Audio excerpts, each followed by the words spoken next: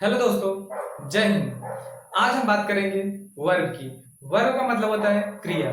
तो आज की वीडियो में हम देखने वाले हैं वर्ब क्या है, वर्ब के कितने काइंड्स हैं, और जैसे वर्ब के दो काइंड्स होते हैं, ट्रांजिटिव वर्ब, इंट्रांजिटिव वर्ब। इन सभी के बारे में हम आज डिटेल से चर्चा करेंगे। तो दोस्तों, यदि यदि आपको भी वर्ब सीखना है तो वीडियो को अंत तक जरूर देखें। आज आप भी सीख पाएंगे वर्ब के बारे में सब कुछ डिटेल से। तो वर्ब का मतलब होता है क्रिया। तो सबसे पहले हम ये देख लेते हैं कि वर्ब की डिफिनीशन क्या होती है। तो वर्ब का डिफिनीशन जो है, a verb is a word, मतलब वर्ब एक प्रकार का वर्ड है which is used for saying something about some persons और थिंग्स, जिसका प्रयोग हम, a verb is a word मतलब वर्ब एक प्रकार का शब्द है यूज्ड फॉर सेइंग समथिंग, जिसका प्रयोग हम कुछ कहने के लिए करते हैं अबाउट सम पर्सन्स और थिंग्स, किसी व्यक्ति या वस्तु के बारे में कुछ कहने के लिए प्रयोग करते हैं, उसे हम कहते हैं वर्ब। मतलब वर्ब जो है वो एक प्रकार का वर्ड होता है जिसका प्रयोग हम करते हैं किसी व्यक्ति या किसी वस्तु के बारे में कुछ कहने के लिए, वही होता है वर्ब। अब हम बात कर लेते हैं काइंड्स ऑफ वर्ब की। तो जो काइंड्स ऑफ वर्ब है, मतलब वर्ब के जो काइंड्स है वो होता है दो। एक होता है ट्रांजिटिव वर्ब, दूसरा होता है इंट्रांजिटिव वर्ब। तो जो ट्रांजिटिव वर्ब होता है यानी रिक्वायर्स एन ऑब्जेक्ट, मतलब जिसमें ऑब्जेक्ट की जरूरत पड़े, उसे हम ट्रांजिटिव वर्ब कहते हैं। A sentence which requires an object to complete its sense is called transitive verb। और ट्रांजिटिव वर्ब वो होते हैं जिनमें किसी ऑब्जेक्ट की जरूरत पड़े उसके सेंस को कंप्लीट करने के लिए। जैसे कोई भी सेंटेंस तभी कंप्लीट होता है ट्रांजिटिव वर्ब में जिसमें ऑब्जेक्ट इन्वॉल्व हो, और इंट्रांजिटिव में the sentence which does not require an object to complete its sense, मतलब ऐसे सेंटेंस जिनमें किसी ऑब्जेक्ट की जरूरत ही ना पड़े और फिर भी उसका जो सेंस है कंप्लीट हो जाए, तो वो होता है इंट्रांजिटिव वर्ब। ये सीधा सीधा कहने का मतलब है does not require an object to complete its sense is known as intransitive verb, requires an object to complete its sense is known as transitive verb। तो सबसे पहले हम ट्रांजिटिव वर्ब का एक एग्जांपल देख लेते हैं। जैसे सी गिव मी एन एप्पल, मतलब उसने उसने मुझे सेब दिया। तो यहाँ पे जो ये मी है और ये जो एप्पल है, ये दोनों ही हैं हमारे ऑब्जेक्ट्स, तो ये हो जाएगा ट्रांजिटिव वर्ब। अब हम बात करते हैं इंट्रांजिटिव वर्ब। जैसे द सन शाइन्स, सूर्य चमकता है, द मैन डाइड, आदमी मर गया। तो जो ये इस प्रकार के जो सेंटेंस है, इसमें हमने हमने देखा कि कहीं भी ऑब्जेक्ट नहीं है। सूर्य चमकता है तो इसमें तो कोई ऑब्जेक्ट नहीं है। और हमने बात किया द मैन डाइड, आदमी मर गया, इसमें भी कोई ऑब्जेक्ट नहीं है।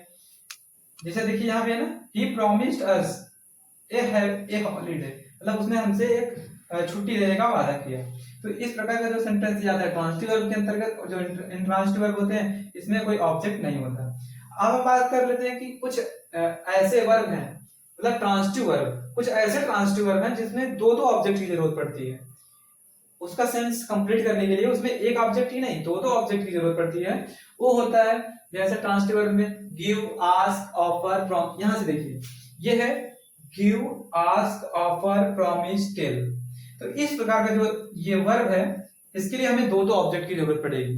तो अभी हम ये सीखने वाले हैं कि दो ऑब्जेक्ट हैं वो कौन कौन से हैं। तो पहले को हम बोलते हैं डायरेक्ट ऑब्जेक्ट, दूसरे को हम बोलते हैं इनडायरेक्ट ऑब्जेक्ट, जो थिंग से रिलेटेड वर्ड होते हैं, मतलब जो वस्तु सूचक शब्द होते हैं।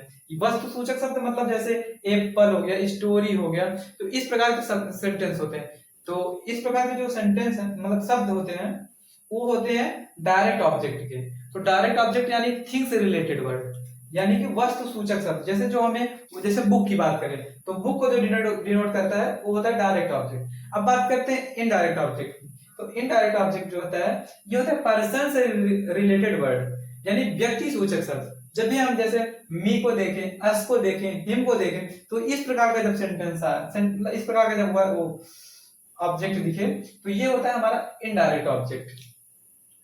तो अभी हमने देखा कि डायरेक्ट ऑब्जेक्ट क्या है, इनडायरेक्ट ऑब्जेक्ट क्या है। अब जब दोनों का प्रयोग एक साथ होगा तो आप कैसे समझेंगे कौन सा डायरेक्ट है कौन सा इनडायरेक्ट। तो इसका एक रूल है कि इनडायरेक्ट ऑब्जेक्ट का प्रयोग पहले होता है और डायरेक्ट ऑब्जेक्ट का प्रयोग बाद में होता है। हालांकि ये रूल इस सेंटेंस को हम चेंज भी कर सकते हैं। तो सब अभी हम यही जानने वाले हैं कि डायरेक्ट ऑब्जेक्ट का प्रयोग पहले कैसे करते हैं, डायरेक्ट और इनडायरेक्ट ऑब्जेक्ट का प्रयोग बाद में। इनडायरेक्ट ऑब्जेक्ट का प्रयोग पहले कैसे करते हैं और डायरेक्ट ऑब्जेक्ट का प्रयोग बाद में कैसे होता है। जैसे यहाँ पे लिखा है she gave me an apple, उसने मुझे एक सेब दिया, उसने मुझे सेब दिया। तो ये जो मी है ये है हमारा इनडायरेक्ट ऑब्जेक्ट। और हमारा ये जो नोट है, मतलब नोट हम बना के लिखे, इसमें ये कहता है कि जो इनडायरेक्ट ऑब्जेक्ट है उसे हम पहले करते हैं। तो यहाँ पे तो ये बिल्कुल सटीक है कि सी गिव मी, ये इनडायरेक्ट वर्ब। जैसे हमने अभी आपको पढ़ाया था कि ये जो होते हैं हमारे इनडायरेक्ट ऑब्जेक्ट, ये होते हैं व्यक्ति सूचक शब्द, यानी पर्सन से रिलेटेड वर्ड। जैसे मी जो है, ये जो हमारा है, ये किसके अंतर्गत आता है? ये आता है इनडायरेक्ट ऑब्जेक्ट। तो हमने तुरंत समझ लिया कि ये इनडायरेक्ट ऑब्जेक्ट है। एन एप्पल, अभी हमने देखा कि एप्पल भी आ गया, तो एप्पल जो है ये हमारा क्या है? डायरेक्ट ऑब्जेक्ट है, तो इसका प्रयोग हम बाद में किए हैं। हालांकि जैसे एक सेंटेंस है, he promised us A holiday, उसने मुझे एक छुट्टी देने का वादा किया। तो ही प्रॉमिस्ड अस, अभी आपको क्या दिखा? अस क्या है हमारा? अस हमारा है इनडायरेक्ट ऑब्जेक्ट। अभी हमने देखा मी, अस, हिम, इस प्रकार का जब कोई भी ऑब्जेक्ट आएगा तो ये हो जाएगा इनडायरेक्ट ऑब्जेक्ट। और हम बात करते हैं हॉलीडे, तो हॉलीडे का मतलब होता है ये थिंग्स रिलेटेड में आ जाएगा, तो तुरंत ये हो जाएगा हमारा इनडायरेक्ट ऑब्जेक्ट। जैसे यहाँ पे मैं लिख रहा हूं आई, यहाँ पे लिख रहा हूं डी ओ, ये है हमारा डायरेक्ट ऑब्जेक्ट और ये है हमारा इनडायरेक्ट ऑब्जेक्ट। ये है हमारा इनडायरेक्ट ऑब्जेक्ट, ये है हमारा डायरेक्ट ऑब्जेक्ट। तो अभी हमने ये सीख लिया, लेकिन हम एक रूल और है कि हम इस इनडायरेक्ट ऑब्जेक्ट को पहले भी कर, मतलब इस डायरेक्ट ऑब्जेक्ट को पहले और इस इनडायरेक्ट ऑब्जेक्ट को बाद में भी कर सकते हैं। प्रीपोजिशन टू या फॉर का प्रयोग करके इस इनडायरेक्ट ऑब्जेक्ट को बाद में और डायरेक्ट ऑब्जेक्ट को पहले भी कर सकते हैं। जैसे हमने इसी सेंटेंस को दूसरे तरीके से किया, see give an apple to me, तो यहाँ पे जो टू है ये है हमारा प्रीपोजिशन। तो प्रीपोजिशन टू या फिर प्रीपोजिशन फॉर का प्रयोग करके आप इनडायरेक्ट ऑब्जेक्ट को पहले भी कर सकते हैं, इनडायरेक्ट ऑब्जेक्ट को बाद में भी कर सकते हैं और डायरेक्ट ऑब्जेक्ट को पहले भी कर सकते हैं।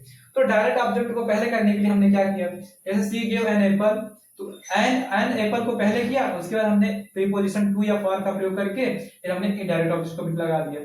जैसे सी प्रॉमिस्ड ए हॉलिडे, उस तो यहाँ पे क्या है? ये है डायरेक्ट ऑब्जेक्ट। तो डायरेक्ट ऑब्जेक्ट को हमने पहले किया, तो हमें क्या किसका प्रयोग करना होगा? प्रीपोजिशन टू या फॉर का। तो यहाँ पे हमने टू का प्रयोग किया, टू अस, तो ये देखिए यहाँ पे चला गया इनडायरेक्ट ऑब्जेक्ट, यहाँ पे इनडायरेक्ट ऑब्जेक्ट। तो दोस्तों आज की वीडियो में हमने वर्ब के बेसिक रूल्स को देख लिया है। इसके एक दो रूल्स और बचे हैं जो हम आपको नेक्स्ट वीडियो में लेकर आएंगे।